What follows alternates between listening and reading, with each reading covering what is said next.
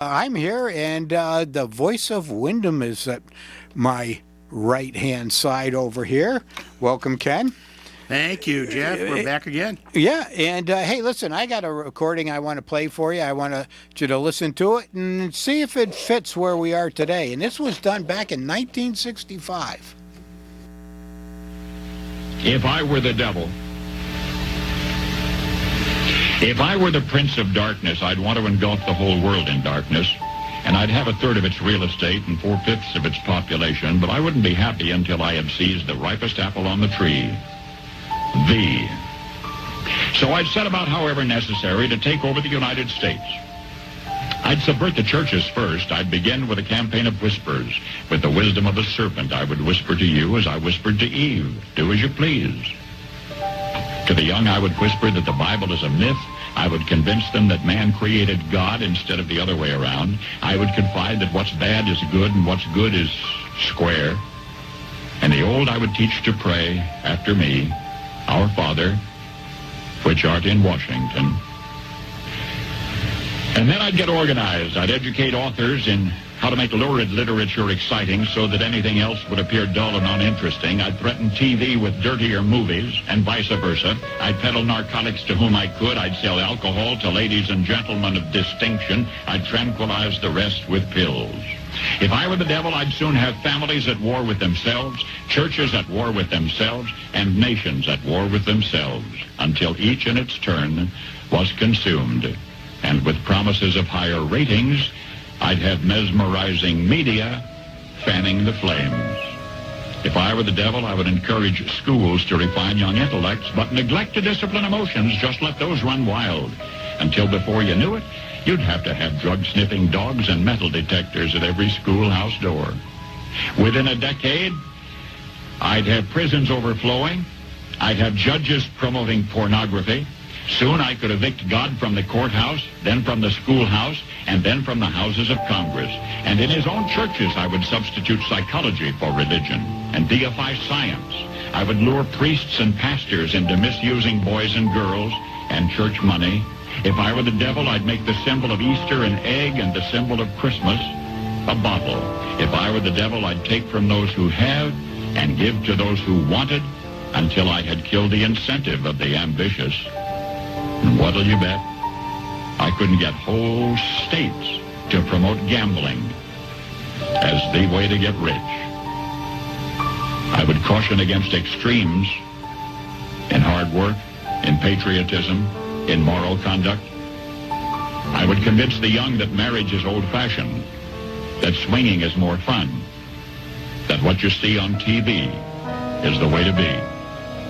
And thus I could undress you in public, and I could lure you into bed with diseases for which there is no cure. In other words, if I were the devil, I'd just keep right on doing what he's doing. And welcome back to the Republic Forum. I hope you listen to that. And some of it seems to ring true today on things that are going on, in this country and around the world. And, Last Thursday, we talked about morals and things like that, and there is a decay that's going on in this country, and it's a big problem, and it's causing the problems that we're seeing in this country right now, and it goes back a long, long way. And I dug up this excerpt that Paul Harvey put together, and quite a while ago, and you know what?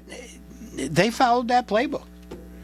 Yeah, I mean, considering that was done in 1965, you talk about seeing the future. Oh, yeah. Yeah, but, and it's... But I'm not ready to give up on the world yet, or this country. Well, no. I mean, it's pretty dark what he had to say, but it's also relevant to what's actually has happened and gotten us to certain places that we are. I agree with that. Okay, yeah. No, I'm not ready to give up on the country at all either. It is...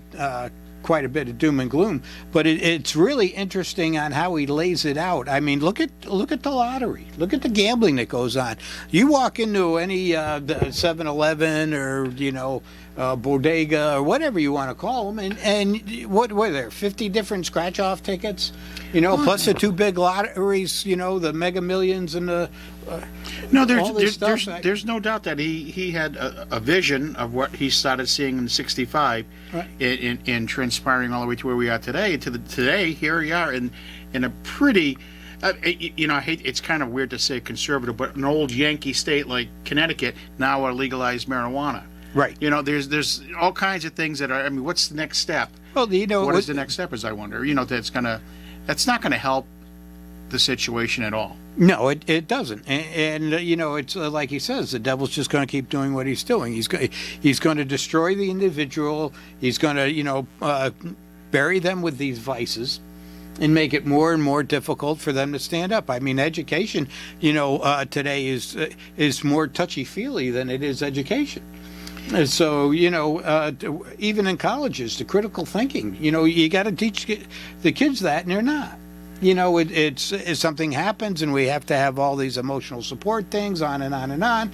And I'm not saying that that's bad, but some of us we've got to toughen up. Yeah, no, I agree, Jeff. There needs to be some toughening up of what's going on. The days back when I coached Little League, WYO, I should say, it went from earning a trophy to everyone getting a trophy, and that started the decline, and everyone wanted to feel good, and who does want to hurt a kid? Not me, that's for sure. No. Now, there's not an educator that I know that wants to hurt a kid and be a problem to success and not hold them back or label and so on and so forth. But there's got to be some reality to helping these kids, because just with the pandemic alone, the recent study just came out about the third and fourth graders who are so far behind now. Right. It's amazing, and to make up that and to have the pressure on the school districts. Now I'm not just talking Wyndham, to try to make up that kind of lost impact. Oh, no. Is unbelievable, and they did a hell of a job. I'm sure many towns like Wyndham had the full-time opportunity for the summer school. I mean, it wasn't a part-time day, and these kids were exposed to the curriculum to try to catch up. And we did it for 2 years, and I applaud our district here for definitely doing that. But I don't want to say we lost a generation, but there's time to make it up. But it's hard because their learning years, that K through 6, that's those are the we real, lost. those are the formative years. Yeah. But the other thing I found real interesting is he talks about pills and things like that, and we haven't shut the border down. And we've got a fentanyl crisis going on in this country. It seems to be coming across the border, and Washington isn't shutting it down. No, you see that just the other day. I was watching a show, and they were talking about how the fentanyl now with the different colors, like a rainbow almost, and the kids are being able to buy it online, and it's going to take that 1 in 100 maybe that takes the pill, and that's the end of your son or daughter. Yep. And so, yeah, there needs to be something happening in the whole thing with Governor Abbott in Texas shipping out those who are crossing the borders illegally to different, whether it's Chicago, New York. I mean, he sent only 1,000 to New York out of an 8 million population, and they're going crazy over this. Right. Now the lady in Chicago, the mayor in Chicago, is calling him a racist. Yep. Instead of just facing the reality of what these policies have done to stop the problem and get these people in here legally, appropriately, and with a path, instead of just coming absolutely. over and dumping them. And that's, what is it, McLean, Texas, that gets thousands and thousands a day. And here's a city like New York. You're telling me you can't hold on to 1,000 people No, with a well, community of 8 million? They don't want to do this. Right. They don't want They to want to be a sanctuary city because it made good press with their, with their liberal base, which is, again, if that's the way you want to do things, that's fine. But it all relates to what Paul Harvey was saying. I mean, this is definitely a part of a decline that needs to be turned around before it's too late. Well, we're coming into winter. It's just a couple of months away before the heating season's here. The United States, we've got tons and tons of oil in the ground. I mean, there should be no oil shortage in this country whatsoever. We've got pipelines running crisscross the nation. We've got railroads that evidently are in pretty tough shape. Look at what's happening in Mississippi. How do you have a major city having a water problem. And yet, you know, we ship billions of dollars out of this country every year. Yeah, you don't have to look too far. Look to Europe. They're always months ahead of us as to how things are going, and their inflation is double ours. It's in real bad shape. Oh, yeah. And their fossil fuel situation is that much worse than ours. There's going to we talked about this last week, how a lot of people out over there are going to go cold. And well, if they're dealing with this now, that's us in 2 to 3 months. Oh, absolutely. Absolutely. Well, you know, We got to get serious about making some changes here in November. oh, absolutely. But you know, I think Tucker Carlson had it right where he said more people die of the cold, which they do, than they do of heat. So you know, this could be engineered to do that, because I think it was Bill Gates that said that, you know, the world is overpopulated, and we need to reduce the population by at least 30% by, I think he said, 2035. You know, so they might be working on it doing this way. Yeah. I mean, you know, I hate to say a conspiracy or something like that, but hey, it's funny the way the news media only, you know, tells you a story that they want to run with.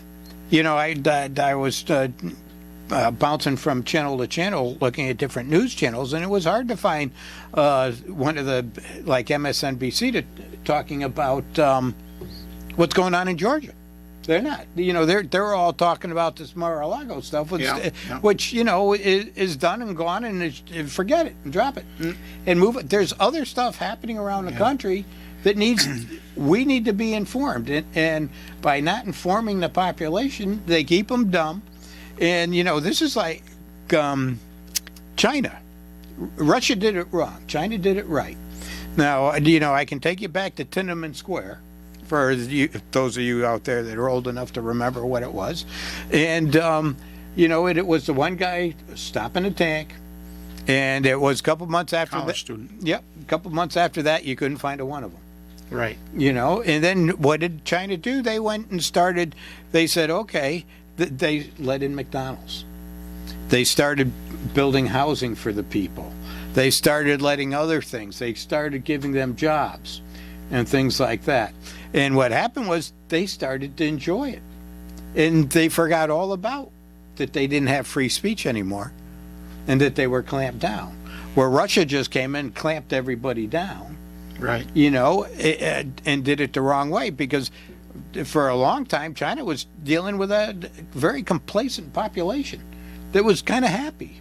Well, they had housing, they had food, and that's half the battle in life, right? You want to be able to feed yourself, clothe yourself, and shelter yourself, and there's really not much grumbling, and there wouldn't be much change, and that's why, you know, bringing it all the way back to what's going on with the coming elections is there's bound to be some change, because people aren't feeding themselves, people are not clothing themselves, and there's more and more homeless. It's go to the underpasses on the highways and see the you think we got tents over here? You should see the tents. Oh, these underpasses. It's pretty sad. And I'm going to go right back to the other thing you mentioned about Mar-a-Lago, which August 8th, the infamous raid. Okay. Yep. And again, I'm not here to defend Trump or to crucify the guy. Like I said, if he's no better than I, if he did something wrong, hang him. Right? Let's get it over with, because I'm really tired of talking about him. But August 8th, prior to that, what, you had the FBI doing its thing, the DOJ doing its thing, Yep. working with him, getting papers, this, that, and anything else. All of a sudden, they decide to do a raid, they get the papers, and now we're, September 1st? Yep. Still nothing. If you got something, get it over with, or put it to rest, because, you know, the people are acting like this is the guy who's running for president right now, when we've got midterms going on that impact our legislation, which impacts our dinner table. Right. It's ridiculous. Yeah, but see, the thing is, they're controlling a narrative and they're using him. Yes. Oh, yeah. Every and- candidate out there, that's all they talk about is Trump. Right, right. So, being a staunch Republican, what we've got to do is stop talking about Trump and pointing all the things that Biden's doing wrong. Well, it's funny. On my way over here today, and I'm not joking, I was driving here. I got stuck behind the school buses. I forgot how it was. I haven't seen him in a while, obviously. And I'm listening to another station. And I mean that with all respect, but Yeah. I was listening to a Rhode Island station, and they were having a live debate. The Democrats have a primary September 13th for the congressional seat and others, and their head, the guy who's got the who is the likely candidate in the winner of the Democratic primary, is a gentleman named Seth Magaziner, and he turned around. They started asking him questions about why the 5th district in the 2nd district in Rhode Island Unknown caller. should not turn red, because it's all likelihood this seat, it's been a Democrat seat for as long as I can remember, is definitely going to go red with the gentleman who's running. Okay, It doesn't matter to the folks out here, but the story that matters is the guy says his reasoning for the belief is because in the last 2 months, Biden has been doing much better with getting things done in the last 2 months, not the last 2 years. And and I'm thinking to myself now, and this is a guy who a month ago, wait a minute, this is a guy a month ago on the front page of the Providence Journal, wouldn't endorse having him run again for president. I mean, they are all waffling, right? They're all backing off. All of a sudden, they see a little uptick in his ratings, and they're going to point out for the last 2 months how successful he's been. Well, here's a guy who's been in Washington for over 40 years. He should know his way around, the White House, right, in the Capitol, to get things done that he wanted done, and he failed miserably. And it's unfortunate because I don't care what party. I care about the country doing well. And this guy failed miserably. Now all of a sudden they're going to jump on his bandwagon because his numbers might be going up a tick. Well, it's crazy. Well, it is. One of the big boosts he's getting is the student loan thing. Oh yeah, but none of it's actually passed. Right. All they've done is talk about it. It's not real. Okay, it's all smoke at this point. It is, because they don't know the impact that's going to be on to you and me. Let's say right. They don't know what the impact is going to be. So how can you pass something if you don't know what the impact is to the taxpayer? Right. Right. So anyone who's paying taxes, you don't know what this is going to cost in the end. No. Or how much it's to the taxpayer, or how many people actually, with all the qualifiers, how many kids are really going to benefit by this? I don't know.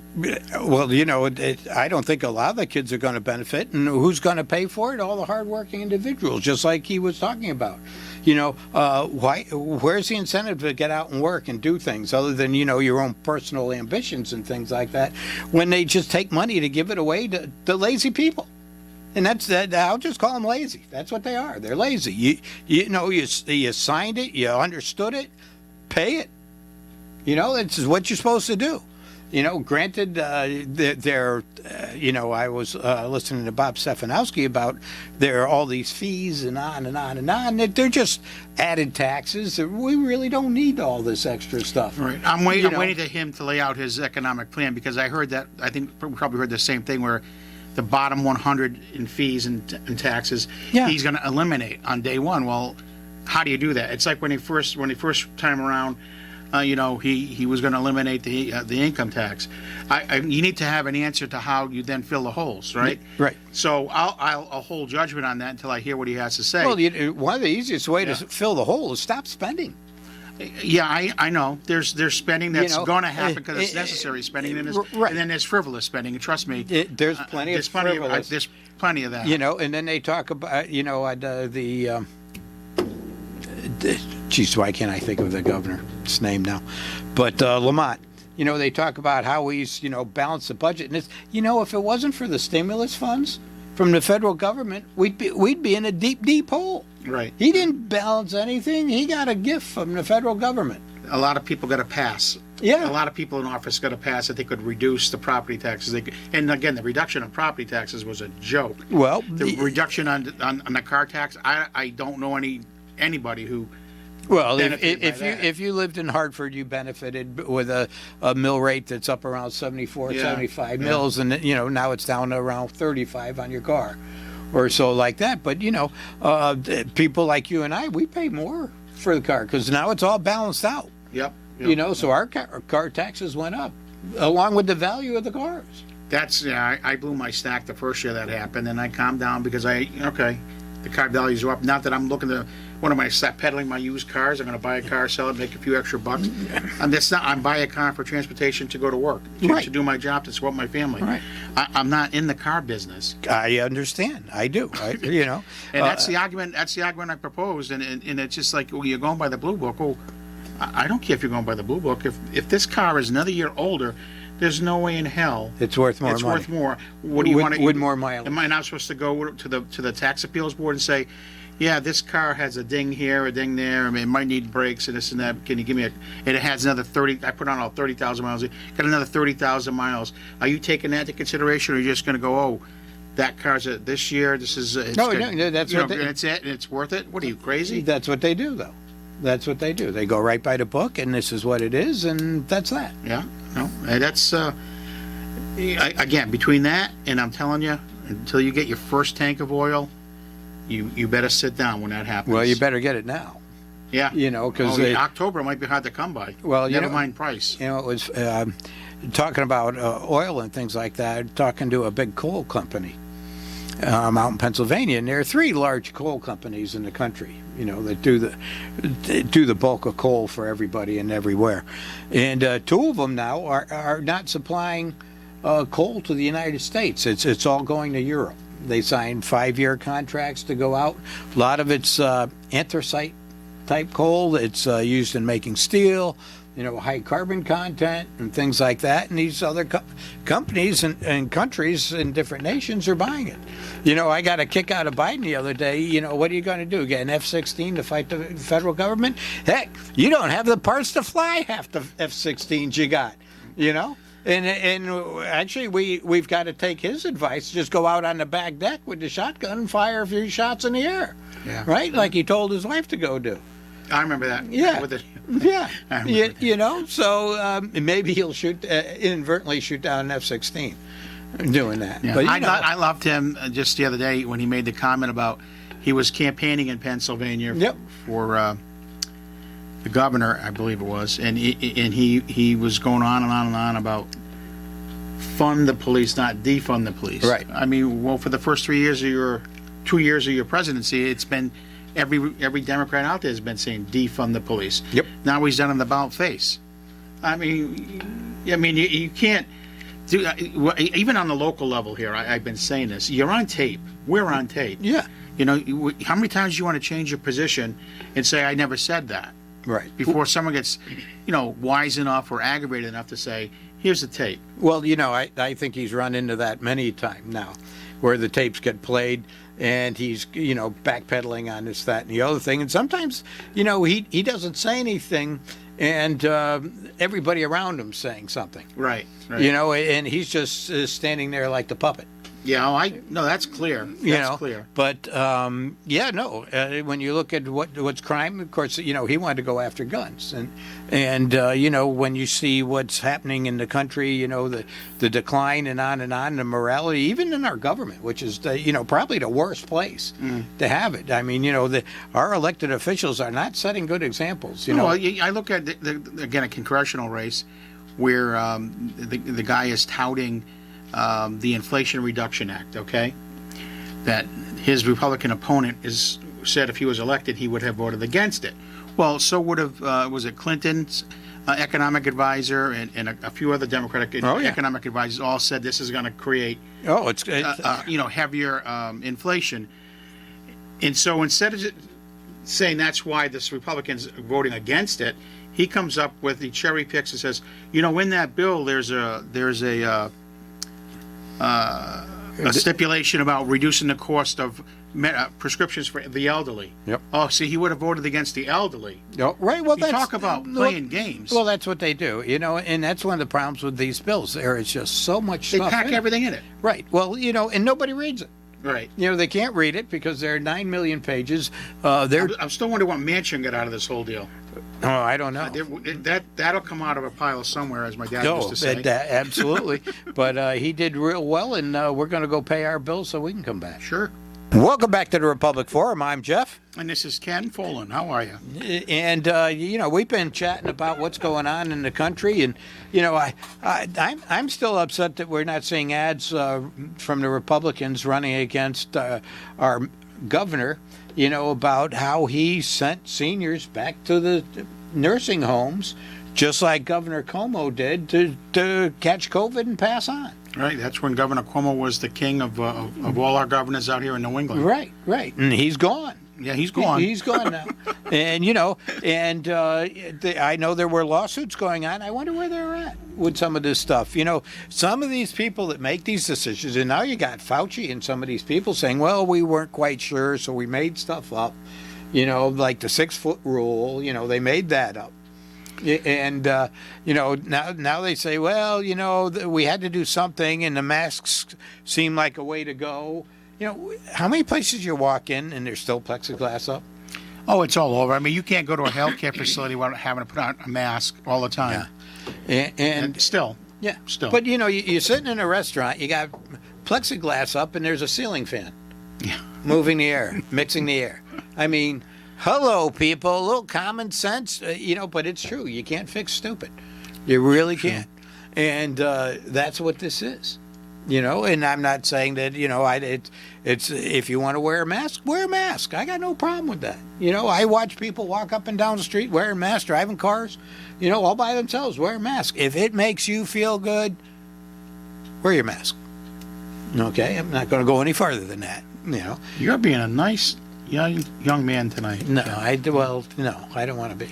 You don't want to be? No, I don't. Now let's get you aggravated. Nah, you're not going to. You don't want to do round robin local? You're not going to get me. Well, you know what? Come on, it's a little round robin local. Next week I'm going to get somebody on this next show. week we're going to do the Rob. Oh, jeez. Yeah, Round local, robin. and you'll get me going, and we'll have a real knockdown brawl next. No need to fight. I keep telling you, this is a gentle society, and Oh, you know what you can do. It's KMA. Okay. Wow. Well, at least he knows his alphabet. He doesn't scare me though. That's the whole thing. You know, doesn't scare me. I think I can hold my own. Oh, I'm sure you can. You know. You got a weight advantage. Well, now we're getting low. We're gonna get personal. 456-1400. Let's weigh in. Anyways, well, see, we did but no, you got to have some fun. There's got to be some levity. I mean, you know, a lot of people out there, they're struggling. We were talking while we were off the air. I was at Stop and Shop. I was looking at a pot roast. It was $27. Yeah. And, you know, prices are going up and up and up. And, Right. And we haven't even started to see produce shortages yet. Well, I'll tell you that the big shortage is coming up, and I know you will have the frozen turkeys that'll be 49 cents a pound, and everyone think there's no problem. Institutionally, when they get them, I'll tell you right now, there's no turkeys to be had. We are on, you know, I told you I'm in that industry, and there's allocations on every bird and every type of, whether it's pre-cooked, raw, cut up, whatever. It's get your birds early is all I'm going to tell you, because it's going to be tight. You know, well, it's and that's because of the bird flu. I mean, it takes them longer to regroup than a chicken, you know, because it's right. size. Well, chickens, what, 5 to 7 weeks. Yeah. And you know, we've lost lots and lots of chickens because of the bird flu and that's things why like your eggs. That's why the eggs went through the roof. Oh yeah, and the other thing too Chicken is coop roof. Get it? Hey, I'm not going to waste my material on it. No, okay, all right. You know, that's fine. But, you know, even chicken, something that used to be very plentiful and stable, right? Yeah. It's starting to get very expensive. And, you know, we might see a time when it gets very expensive because there is a shortage because of the lag time in catching up. Right. You know, and for a lot of people, you know, raising a couple chickens would be a good idea. Yeah. You know, just for the eggs. You know, you don't eat the chicken, you eat the eggs because there's a lot of protein in an egg. Right. You know, and everybody likes breakfast, but not everybody likes eggs, and you know, it would make sense. Yeah, no, it's coming. You know, the home gardens are coming back. They came back this summer, and you know, then again, so the drought, so that killed a few things. Well, you know, here in Connecticut, we've fared pretty well, and you know, especially for people that are retired that have time. You know, do you think about retirement, and everybody, you know, looks at the monetary aspect of it? Right. Will I have enough money to retire and on and on? But all of a sudden, you know, they dump all this time on you when you're retired. Right. Now, what do you do with all that time? Now, I was reading an article on some of the nations where they have people that live the longest. And they go back, almost to the primitive era where they're more hunter-gatherers. Where they go out and they work in the garden all day long, or a good portion of the day. And if you're working in a garden, you're on your knees, standing up, moving around, which is great for your health. Okay, it's not a hard 20-minute, aerobics or something like that. It's easy, for 2 or 3 hours during the day. You're outside. And you're growing fresh produce, which is better than what you're going to buy in a store. So you do that. And then a lot of the seniors, they go out and walk and they do things like that. And so it's good. But, I'd really like to see more people gardening and raising chickens. I think some of the ordinances that are in these towns are crazy, because you can keep 2 to 4 chickens in a coop. They don't need a lot of room, but they do need, some. And, I know there will be bad actors out there that don't take care of them and on and stuff. But, they talk about Salmonella? That's it. Being a problem with chickens. Right. But, if you take good care of your chickens, keep the coop clean, you raise them on dirt, not like these big institutional places. Right. Chances are your chickens are never going to get it, never going to see it. Right. So, there are a lot of advantages to doing this type of thing. And I really think we're going to see a change as prices go up, whether it's food or heating products, materials, of people getting back to basics. I mean, you can't buy firewood in Europe. Oh, no, I'm telling you, Europe's a mess right now, and that's 2 or 3 months ahead of us. Oh. Hey, let me Sure. change it just for a second. I'm on the building committee here for the renovate the school, and I was fortunate to take a tour last Friday. How we doing? I think we're doing fantastic, and I say that with this caveat. I don't hide my positions, and Mark Doyle and I were both in the same. He's on the board, and we both did the same thing. Before, this is years ago, and I still haven't changed my mind. That I was strongly in favor of, if you're going to do this kind of money, tear it down, build a new one in the back, tear it down later, make the fields, and start from scratch. It would have cost us less money. Now, there's probably all kinds of economic reasons why people pull the strings different ways. Okay, I get it. But I think on a practical matter, I would rather build a new house than renovate one and live through it, right? Yep. And then I was put on the committee, which I'm grateful for that. I think for me it's been a learning experience. As every time I volunteer or something like that, I learn. So I got to go in there and see what we've been voting on every other week, Yep. And I know the guys, the crews that were in there really knocked themselves out over the summer, getting as much done as they could before they had to go back to the night shift, and then work with the constraints of kids and whatnot, and staff. And but when I got in, it was like a complete eye opener.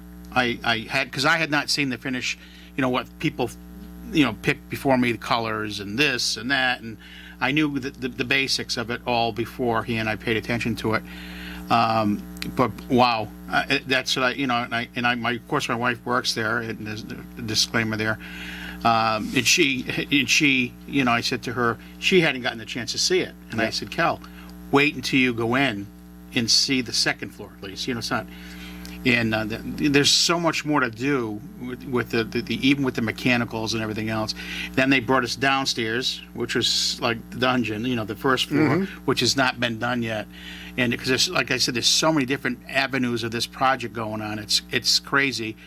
And then I went into what was the pool. My wife and actually her mother before her were coaches there at using that pool. Okay. And so I went in there and I'm like, this is where the pool was. It's all, you can still smell the chlorine. I swear to God, it's all concreted over. Half of the rooms are built on that side and this and that.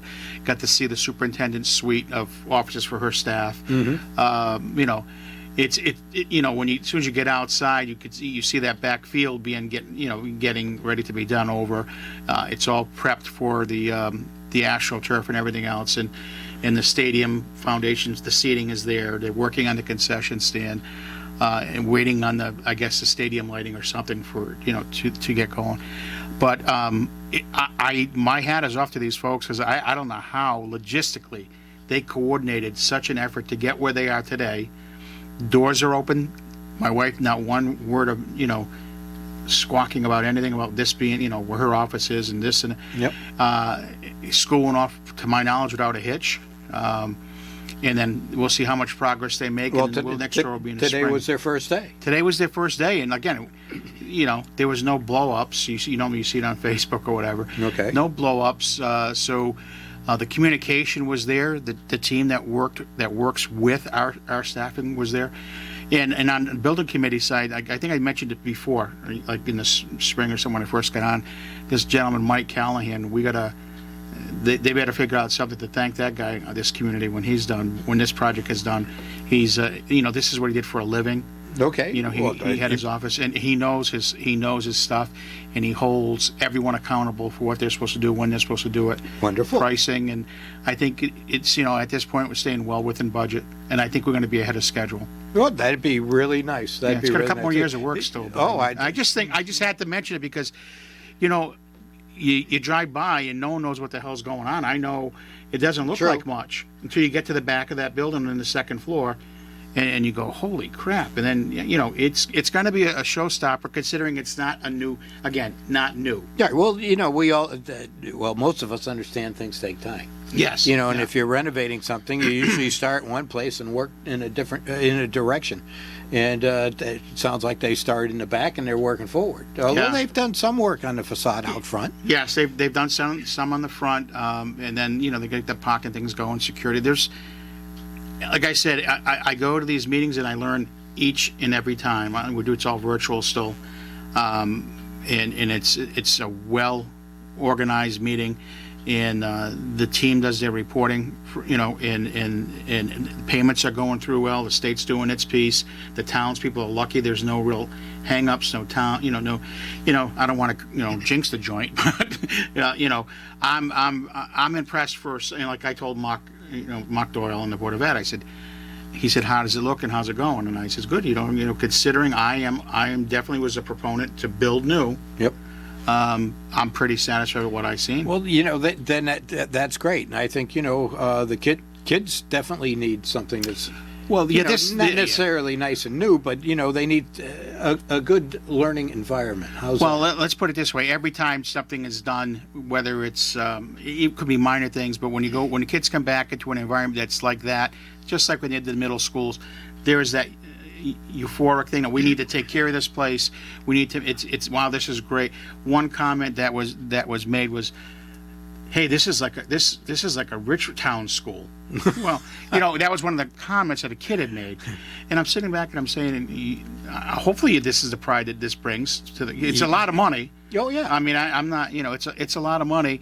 Most of it is being paid from our tax dollars on the state level, Right. I don't say that they're paying 90% of it or 95% No, of it. It's our money still that's going into this bill. Correct. So it's local dollars. So I hope for years to come, when this is completed, that the pride stays there in that building. One of the ways to keep the pride there too is to talk to the students as they come in and teach them how to respect the school. Exactly. And be good husbands to it, so to speak. Yeah, I agree. I agree. Take care of it. Don't write on the walls. If somebody's doing graffiti, turn them in. Right.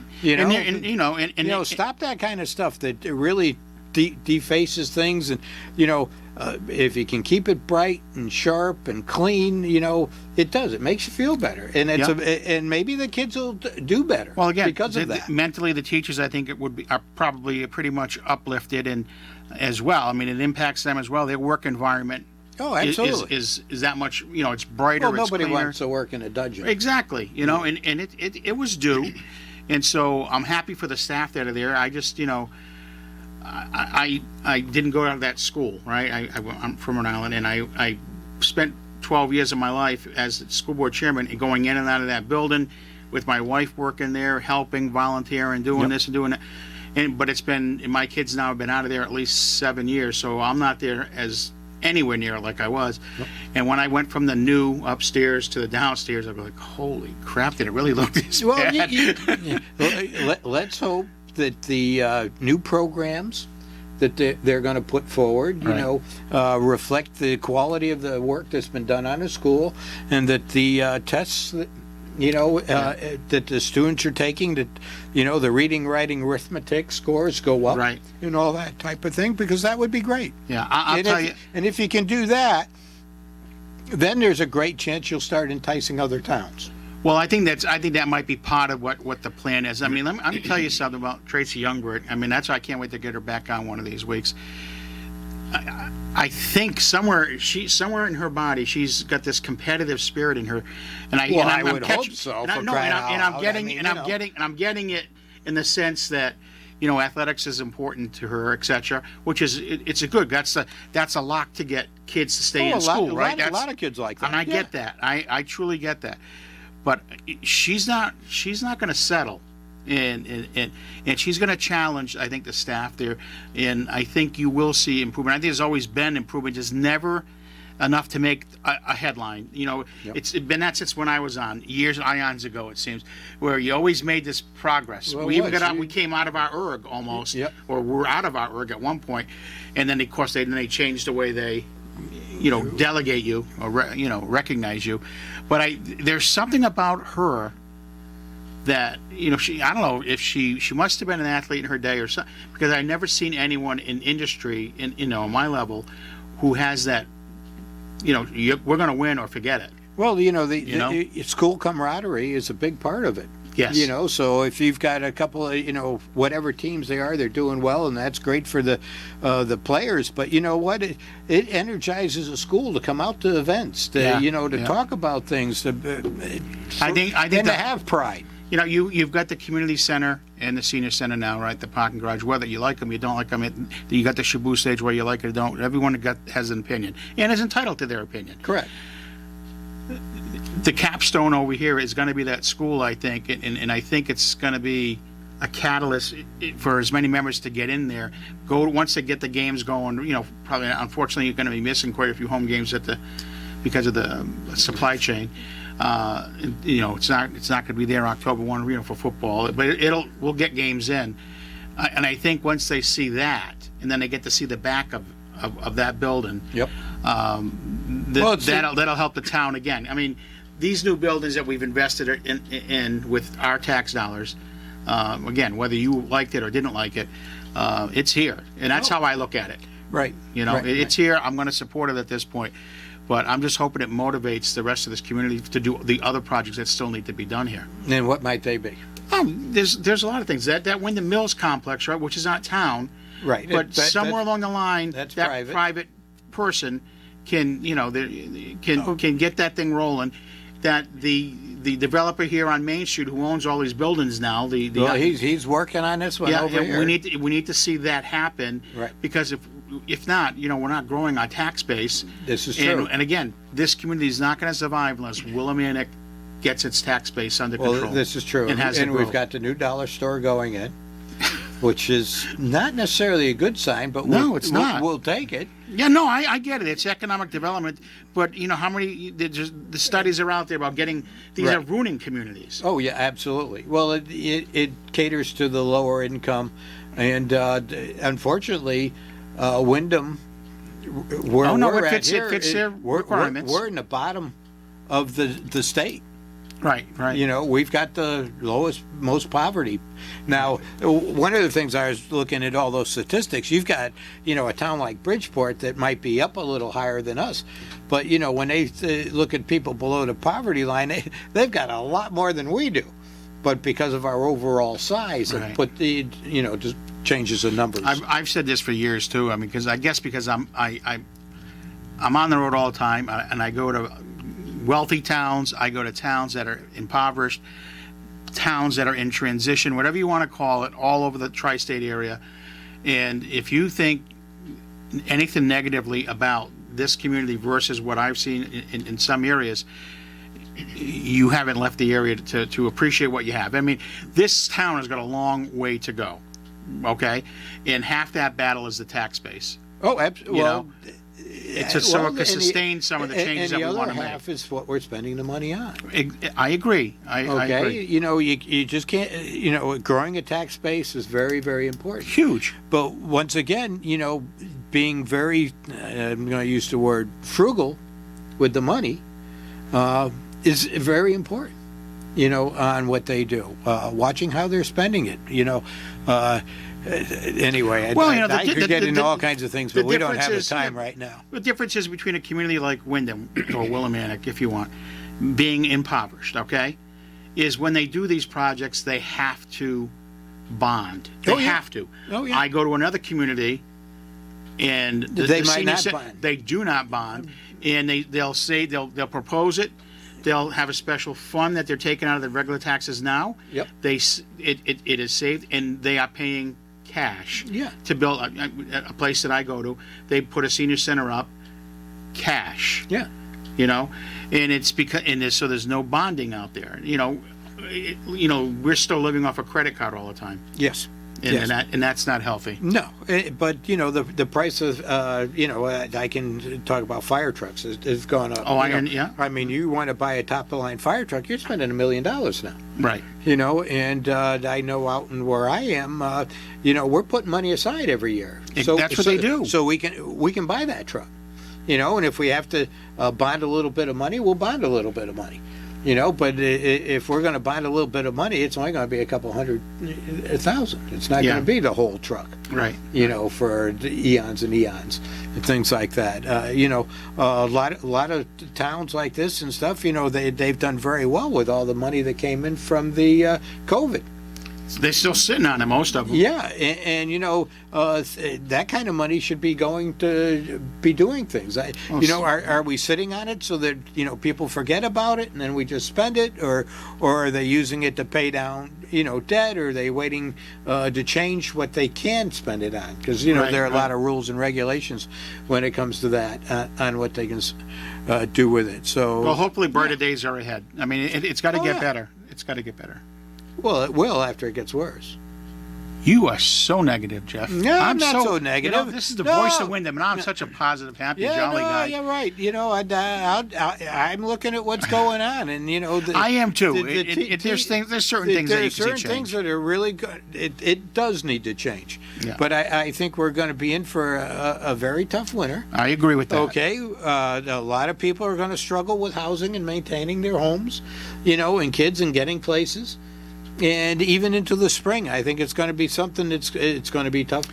Yeah, I thought it would be over by the first quarter, but I don't think so. No. You've got I don't think you've so. got a lot of businesses and everything downsizing, laying people off. A lot of big companies and Yes, stuff they like are. that. Yes, they are. Doing that, cutting their costs. But anyway, hey, listen, it's going to be a gorgeous weekend. It was a wonderful day. And thank you for coming and doing the show. Absolutely. And till next week. Oh, listen, you got Woodstock Fair this weekend? This weekend is Woodstock. Okay, yeah. next week is Hebron. Yes. And so go have a good time. So good night and God bless.